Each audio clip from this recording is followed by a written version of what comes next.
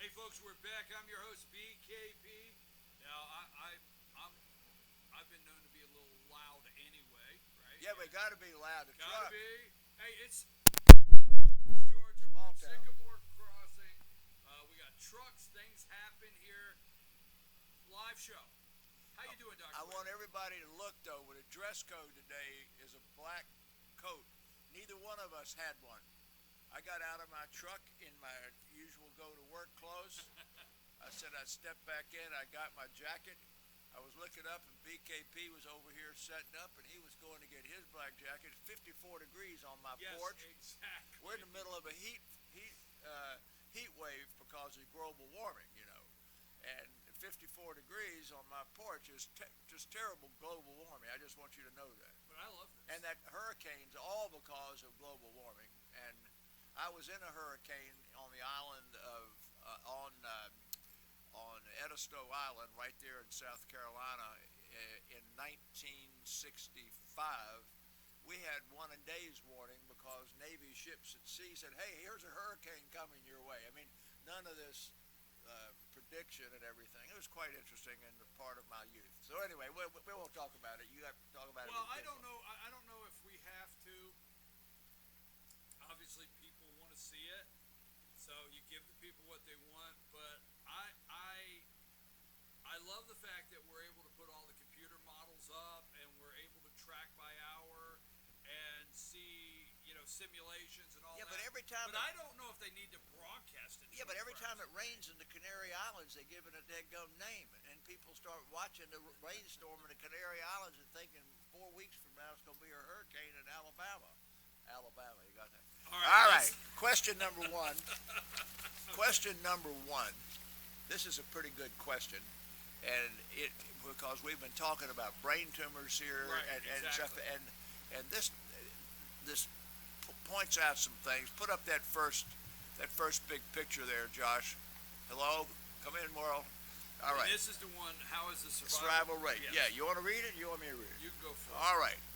How is survival rate measured?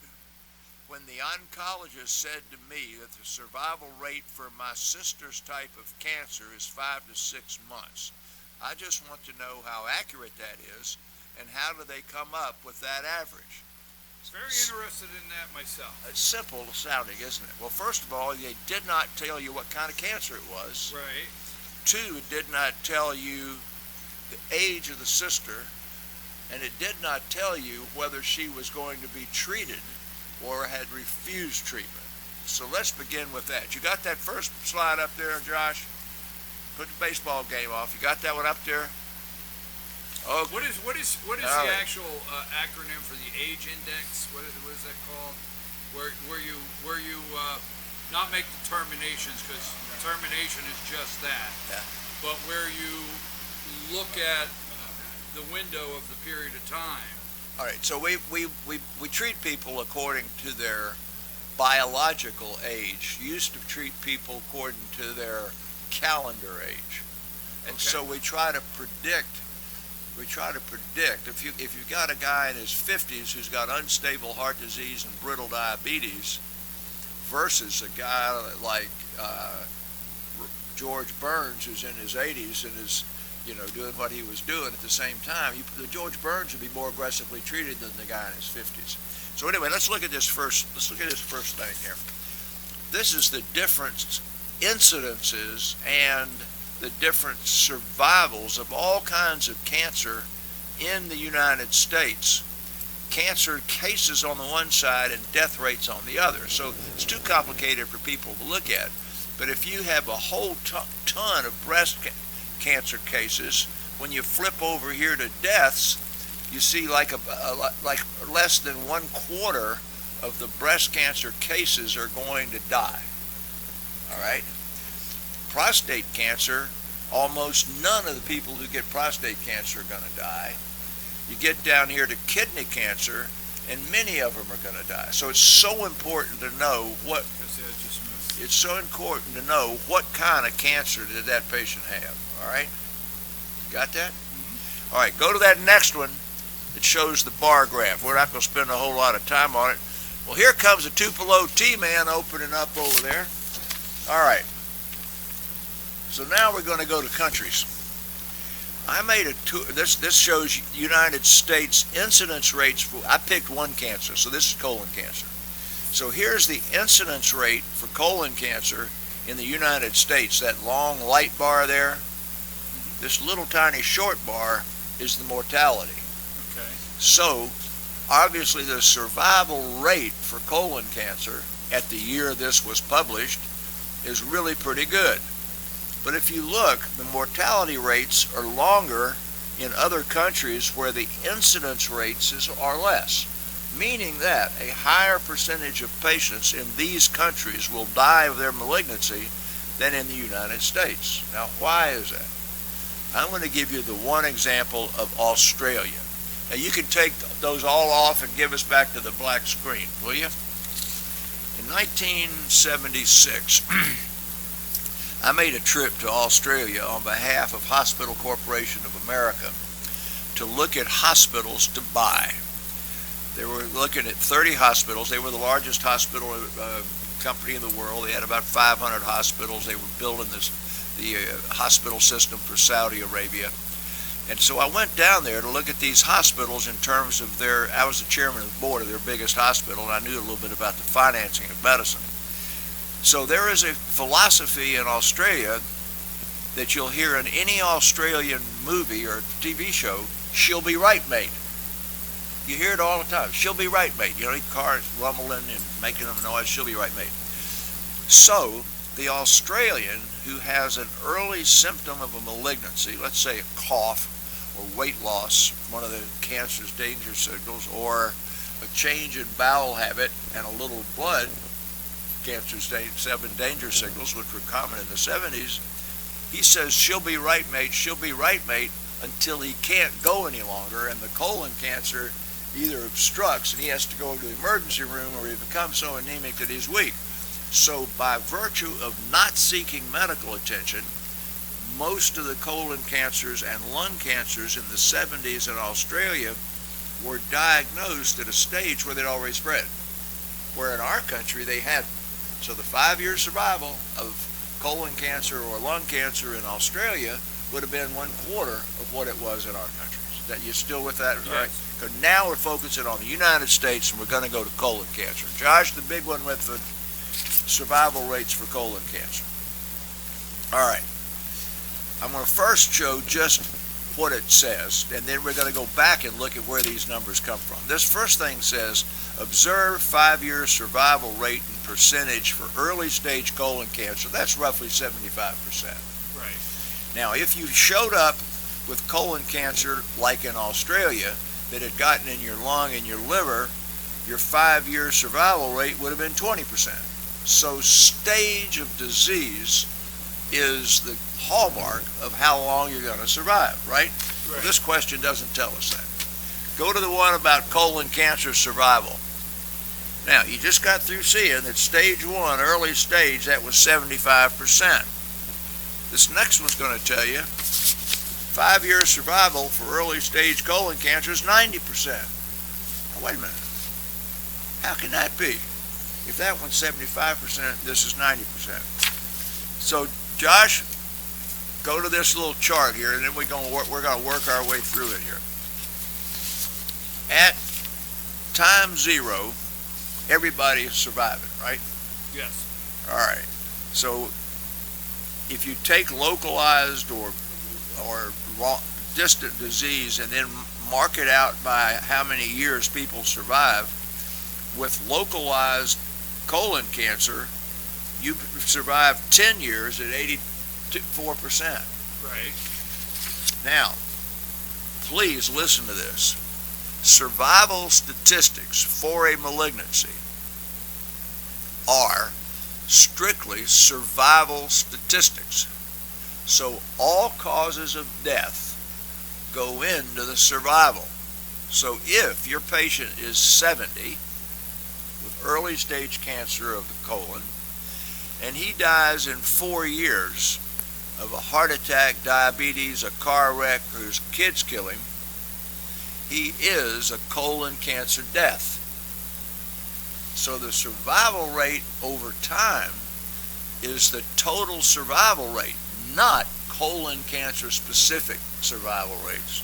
So now you're getting into picking how you can answer this question for this lady. So pull up this last one here of cancer mortality that's got the graph. So if this goes back to 1900 all the way out to 2010. And if you just look at this graph, that's lung cancer deaths at the top. Cigarette smoking becomes economically possible in the early 1900s.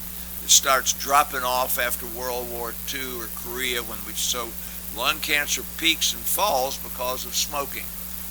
Now, if you go here and look at prostate cancer starts dropping off immediately once we learned how to find it with the PSA in the 80s and treat it.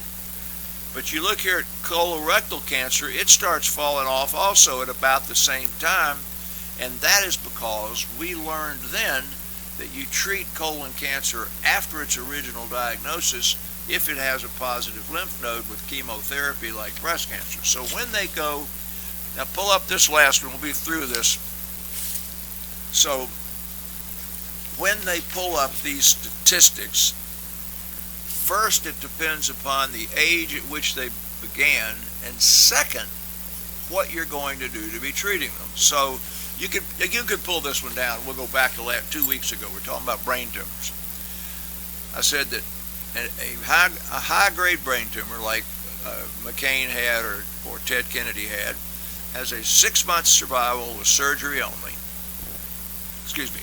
Would have a 6 weeks to 3 month survival not operated on.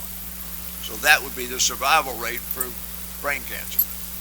If you treat it with surgery alone, it's 6 months. If you treat it with surgery and radiation therapy, it's 12 months. If you treat it with surgery, radiation therapy with chemotherapeutic sensitivity, that's 18 months. If you treat it with chemotherapy with radiation sensitivity and post-treatment chemotherapy, it's 24 months. And then I showed you that hat with the electronic beams going through the brain that has just started, and it looks like that's going to extend it another 30%. So, generally they would tell a family, it looks like your father has a high-grade brain tumor. The general survival is 6 weeks to 3 months, but if we operate, it'll be 6. So it becomes a series of how you're going to intervene upon it as to how long the survival might be. So going back to, so here's how you get the survival. At that one I was showing you that day 1, 100% of the people are alive, and at year 10, 90% of the people with localized disease are alive. All you do then is you take the people and you put them in what's called SEER. That's done by the CDC, Survival and End Results Reporting is what SEER stands for.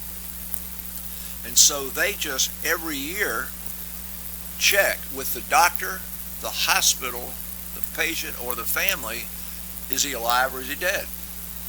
Is he alive or is he dead? And so that's where the survival statistic comes from.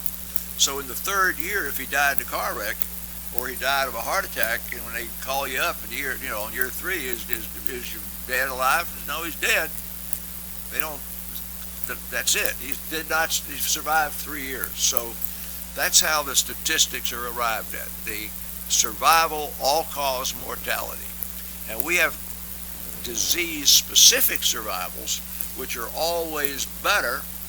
But if you want to know the 5-year disease-specific survival in 2019 for any cancer, you've got to go back 5 years to when that patient was diagnosed and treated, right? For them to have survived 5 years, they had to be diagnosed 5 years ago.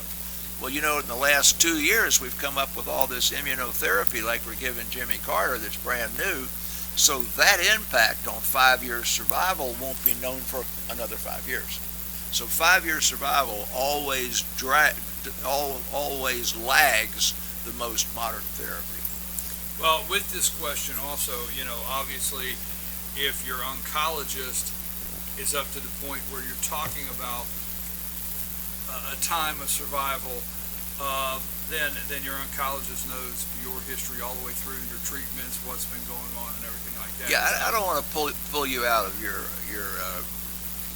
pull you out of your role as moderator, but as family member of a recently diagnosed patient, how has your family been educated by their treatment team about survival, response rates, and future outlooks in the person in your family who's going through treatment now? Well, I don't want to say statistically, because the team of doctors, the oncologists that are working with our family, they've just done an outstanding job explaining what could happen, what the possibilities. They have done an outstanding job, but they've let us know what the rates are because of the patient's age, what could be the differences, what medications the patient can take based on age and stuff. So it's one of those things I'll say that I've listened to you for years in these questions. We need the details. But they've dealt with you well. Very well. They've been open and honest. Open and honest, yeah. Absolutely. And so if this patient here was asking the right questions, exactly, they would have gotten that answer without having to ask me. That's what I'm trying to get to. Yeah, no, I agree. No, I agree 100%. And it's now, for years, and like I say, coming out of the zone here of moderating whatever and dealing with this personally, for years I've heard you say to the viewers, give me as much detail as you can. And here recently, I've always known that, but here recently, I see it applying. The more detail, what we know as the cancer and so forth. And I want to move on, but the team of oncologists that are working with our family, they're just amazing. And this guy's working with us, very open and honest. I will tell you this, and I don't know if I'm stepping out there. You tell me if you're going through something and you don't feel somebody's giving you open and honest information, you got to check into that, because that's one thing I got to say. These guys, move on. Absolutely, these guys are just amazing when it comes to that. I think people spend more time purchasing an automobile, looking at consumer reports and road and track and so forth, and picking out what they want, and then trying to get the best price and the best service than they do in picking medical care. I would say this and move on. Say another thing is the lead doctor in this right now. We've had some discussions about getting second opinions, having other people see records, things we might do.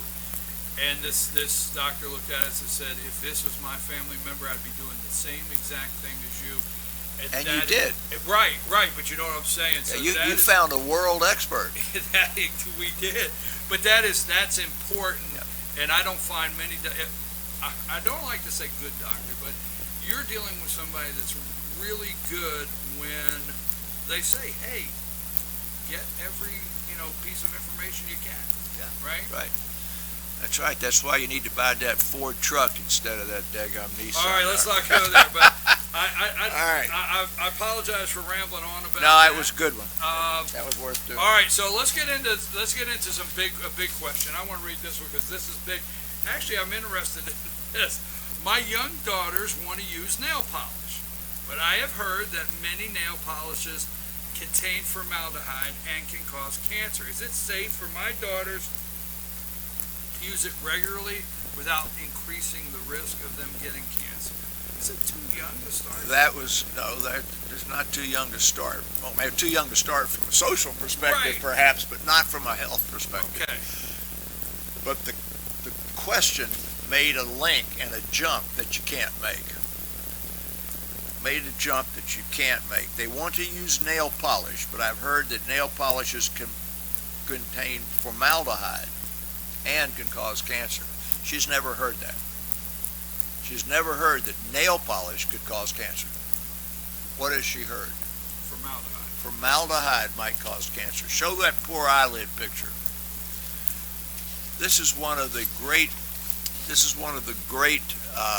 difficult diagnoses to reach in family medicine. This is the young woman with red, scaly eyelids, and no reason for it. She doesn't put eye makeup on. She hasn't been in the sun. Nobody knows why she has And you've seen people like that. Does it show up well there? All right. This patient may spend hundreds or thousands of dollars seeing doctors, but the first time she sees me or sees Dr. Wiegand, who's got some experience in this, we will tell her, you must stop using nail polish, perfume, because you probably have a mild allergy to the formaldehyde that is in your nail polish, and it is causing this. If you go to the second picture, which is a much uglier rash on an arm, you see that one? I'll tell you quickly about a player in the National Football League who had such severe dermatitis on his back, big, almost like acne-like boils, that he could not wear his shoulder pads and had to have constant surgical treatment, and it kept him off the field. So he went to dermatologists. They did biopsies. They couldn't figure out what it was. This poor guy, he changed brands of shoulder pads. They began to put foam and stuff under the shoulder pads.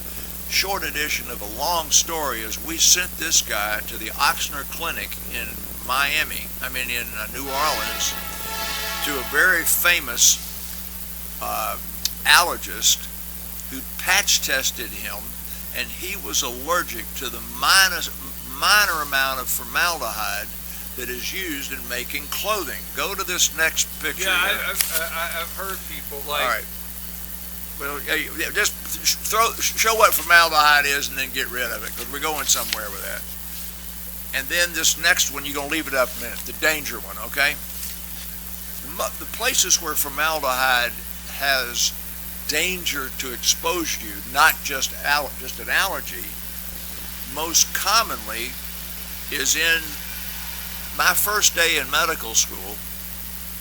First hour in medical school, we were broken up into groups of 4 people. There were 100 of us, that's 25 groups, and we were sent down into the bottom of the anatomy laboratory, where there was a deep swimming pool that was equally the size of this gazebo, that was 5 feet deep and totally full of formaldehyde. And in it floated about 60 deceased people whose bodies were to be used in medical school anatomy for dissection. And we had drawn numbers 1 to 25. And my partner says, I win the lottery, I am the top guy, let me pick the number, and we got number 25. So you went down there, and number 1 got to choose the thinnest, skinniest one, and we got 25. We got some 300-pound person. But the point is, we had to go into the tank in our skivvy shorts, down into the formaldehyde, and bodily pull up our thing and put it on a gurney, and then push it into the anatomy room. And then for 1 year, this thing that smells like formaldehyde, we had to dissect for an entire year. So if you've ever dissected a frog in school that's been perverted by formaldehyde, or you've been to a museum where they've got Napoleon's heart or something in a jug, that's in formaldehyde. So that type, okay, pull down that danger and then go to that next one. Formaldehyde used to preserve things, that's what I just got through talking about, so pull that down. That type of formaldehyde exposure could cause various malignancies. But this next one shows you the kind of stuff formaldehyde is in. Now look at this. You're sitting on chairs. That says school desks. You wear a wrinkle-free shirt. You're wearing one right now. I can see it. Carpet and shoes. Shoes are huge. Every pair of shoes in the world is put together with formaldehyde. Particle board and a lot of the stuff this is made out of has formaldehyde in it. Nail polish has formaldehyde in it. And all mobile home floors and walls have got formaldehyde in it. So you're exposed to formaldehyde every minute of every day. Doesn't cause you a bit of trouble. So let's go to the next one, to more common. It says formaldehyde at the top. Here you go. Shampoo, baby soap, hair straighteners, everything that you can think of that you use in your home has preservatives in it, and where it says preservatives, it's frequently a formaldehyde base, but it isn't going to say formaldehyde. Look at this list here. Now there you got to go to chemical school for this. It may say preserved by quaternium 15 or by imidazole urea or diazolyl urea or DM hydratone. That's all. But there's 25 of these things that go back to that formula, formaldehyde with just a little wrinkle on them. So you got no blinking idea what you are exposing yourself to, that at the end of the day is probably formaldehyde. So don't worry about the nail polish. Keep your daughter away from the formaldehyde pit where you keep the cadavers. Don't worry about formaldehyde having preserved the frog for anatomy in school.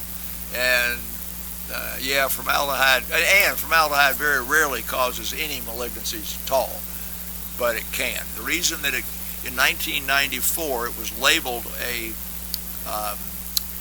possible cancer-causing agent was because people who were inhaling formaldehyde in their daily work with pure formaldehyde had an increase in cancer of the sinuses. Now, you haven't heard of anybody who had sinus cancer in your entire lifetime, so an increased incidence of sinus cancer is not a big public health threat, but it was enough to get the Green New Deal and the tree huggers to add it to the list of cancers. Well, I want to thank whoever out there with the question on the nail polish, because it really led into, I like how you said, nail polish you never heard nail polish caused. It was the formaldehyde, and that was a great, I think a lot of people have always, wanted to know, hey, what about formaldehyde? We hear a lot of stuff about it. But it was a jump, wasn't it? It was a link. But it's all around us. I mean, you're dealing with formaldehyde regardless of where you're at all day long somewhere. Yeah.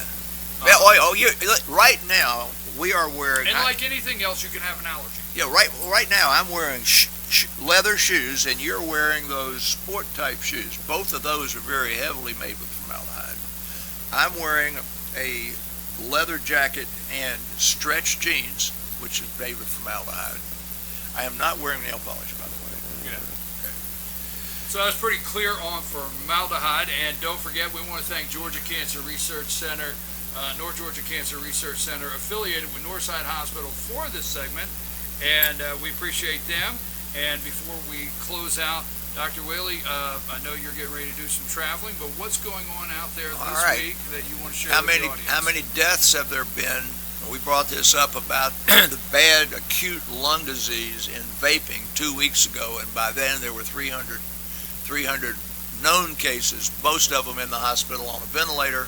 We had the first death last week. How many deaths have we had now? I don't know. We've had 3 deaths, all of them young, healthy teenagers who were vaping and using vape products that they bought at the 7-Eleven or at a filling station, and not the legitimate vape products that were made by Juul, even though Juul's getting sued for it. The second thing is the measles epidemic's over, everybody.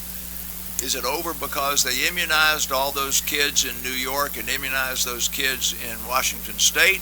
Or is it immunized because they did not let kids who had not been immunized go to summer camp? Or is it a combination of both? And it's obviously a combination of both, because that's how the public health attacked the measles epidemic. It will be back, so get your kids immunized against measles. Remember that it kills. This is not like the flu shot and people who say, oh, it's got stuff in it. Measles is a big deal. Now, we live in the mountains, and I know everybody up here knows people who have chickens or ducks or some type of poultry in their yard and in their home, right? Right. Absolutely. I mean, it's common everywhere. There have been 1,200 cases of salmonella in the last 8 weeks, not from poultry that you bought at the grocery store and made the mistake in cleaning. We've gone through this. That were caught from your backyard ducks and chickens. They are getting that from the world out there. And mostly this is children, because children play in the yard and they walk where the chickens have been, or the chickens have been up on the fence and they got their hands on there. Then they go in the house and they got salmonella on their hands, and then they get salmonella, and there are a number of deaths. How many states do you think this has been found in this epidemic that is relatively short in length? Generally, when we begin with foodborne illnesses, it's in 4 states, and then it's in 8. No, I don't know. Pick a number. It could be Obama, 57 states, but how many? 23. Expert panel, how many states, and this is an acute thing, how many states have had this? Had this salmonella from the chickens and ducks in the yard? 49. 49? 49. All the ones Hawaii, right?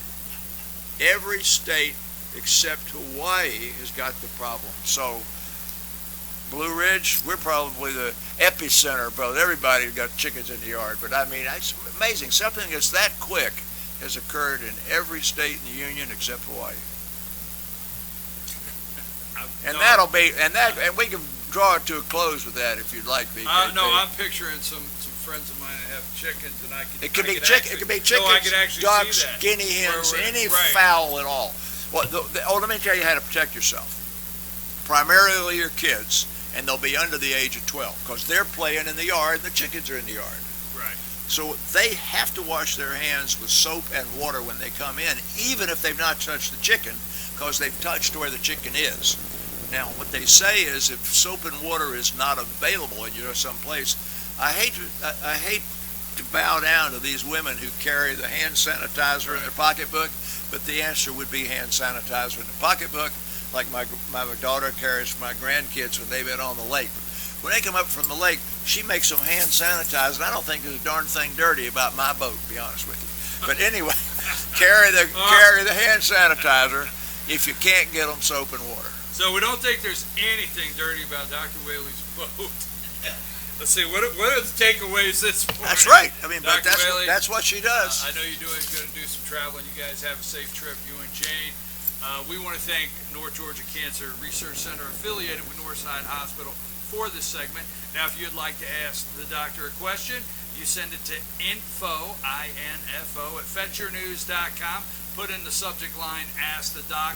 Also, follow fetchernews.com Facebook page. And throughout the week, we highlight Dr. Whaley in this segment. You can put something on social media there, and we'll pull it off there. I went to that page this morning, by the way. I think that page is not user-friendly for a guy that's 80 years old. I could click stuff, and I was doing it on my tablet. Maybe I need to do it on my computer. Okay, we'll work with you on that. We're going to have to give a what do you call that? A mini symposium for old people, how to work Facebook. How to work Facebook. We'll work with you on that. All right. I'm your host, BKP. As soon as we return, we're in Blue Ridge, Georgia. You're hearing a lot of noise this morning. Live show here. Beautiful morning. And there's the train. We have the whistle and the bell. But we have the All-Star Political Panel as soon as we return. Again, thank you, North Georgia Cancer Research Center, affiliated with Northside Hospital. Josh, take us to break.